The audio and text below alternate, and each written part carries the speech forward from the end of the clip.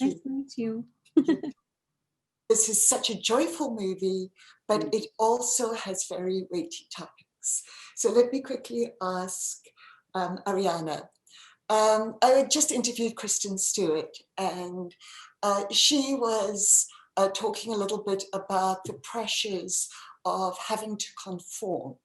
And in the structures of power, Hispanics are less represented and also are not really discussed in terms of the rainbow coalition. So what does this role mean for you? There's so much it embodies. Yeah, I agree with you. You're right. There is so much that it embodies. You know, being Afro-Latina, there are many conversations to be had about how we portray Latinas in mainstream media. Many conversations. We don't have as many stories reflecting LGBTQ stories in regards to queer representation. But again, as you'll see in West Side Story, I'm the first Afro-Latina to portray Anita.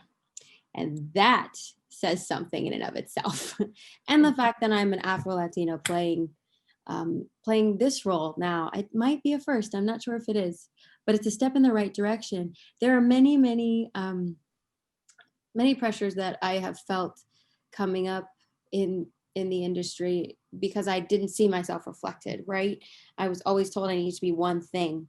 And quite frankly, when I chose, and it had to be a choice for me to step outside of the box, that's when my life got interesting and the parts got more interesting.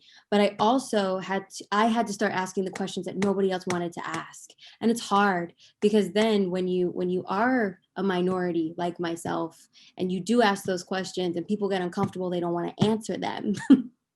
So you take on a certain kind of responsibility when you take on these characters and when you take on being the representation of the moment.